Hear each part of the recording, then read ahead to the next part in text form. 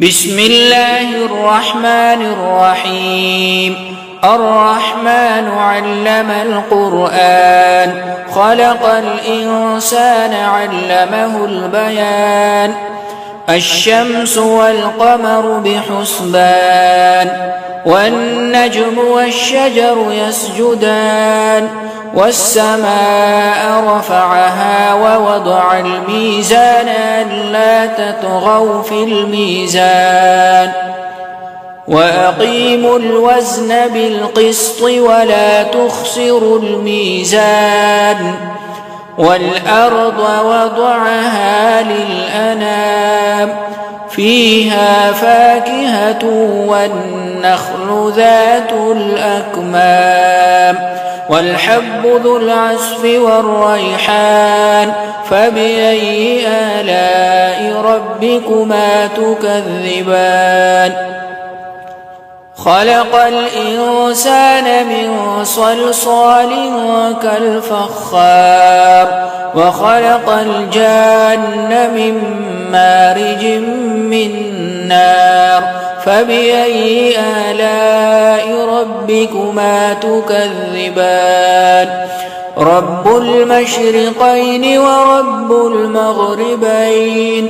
فبأي آلاء ربكما تكذبان؟ مرج البحرين يلتقيان بينهما برزخ لا يبغيان. فبأي آلاء ربكما تكذبان؟ يخرج منهما اللؤلؤ والمرجان. فبأي آلاء ربكما تكذبان؟ وله الجوار المنشآت في البحر كالأعلام. فبأي آلاء ربكما تكذبان؟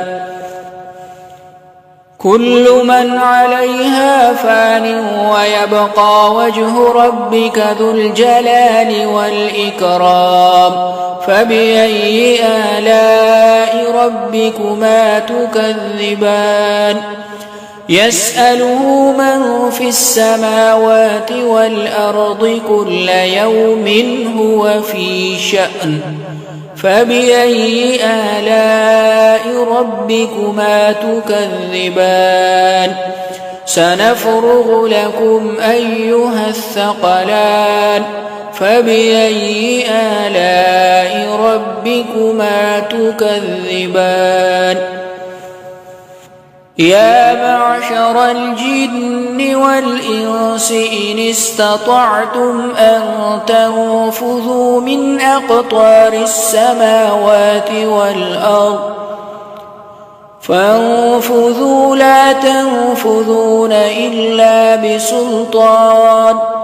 فبأي آلاء ربكما تكذبان؟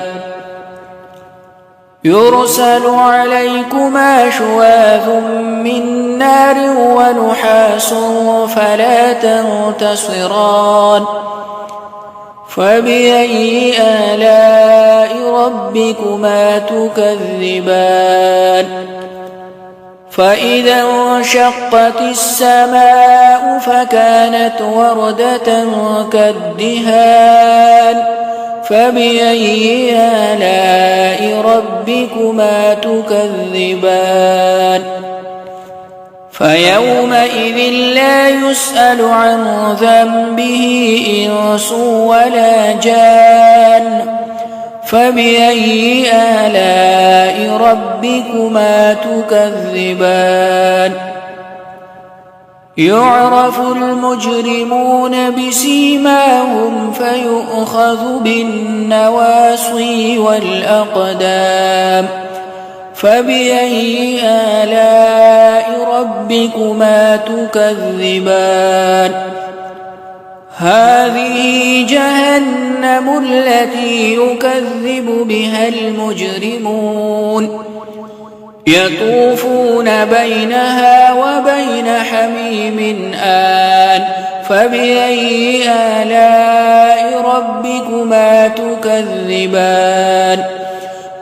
ولمن خاف مقام ربه جنتان فبأي آلاء ربكما تكذبان ذواتا أفنان فبأي آلاء ربكما تكذبان فيهما عينان تجريان فبأي آلاء ربكما تكذبان فيهما من كل فاكهة زوجان فبأي آلاء ربكما تكذبان متكئين على فرش بطائنها من استبرق وجنى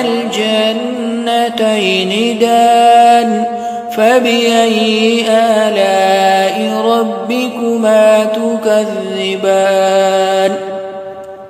فيهن قاصرات الطرف لم يطمثهن إنس قبلهم ولا جان فبأي آلاء ربكما تكذبان كأنهن الياقوت والمرجان فبأي آلاء ربكما تكذبان هل جزاء الإحسان إلا الإحسان فبأي آلاء ربكما تكذبان ومن دونهما جنتان فبأي آلاء ربكما تكذبان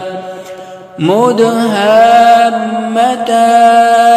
فبأي آلاء ربكما تكذبان فيهما عينان نضاختان فبأي آلاء ربكما تكذبان فيهما فاكهة ونخل ورمان فبأي آلاء ربكما تكذبان فيهن خيرات حسان فبأي آلاء ربكما تكذبان حور مقصورات في الخيام فبأي آلاء ربكما تكذبان لم يطمثهن إنس قبلهم ولا جان فبأي آلاء ربكما تكذبان متكئين على رفرف خضر وعبقري حسان فبأي آلاء ربكما تكذبان تبارك اسم ربك ذي الجلال والإكرام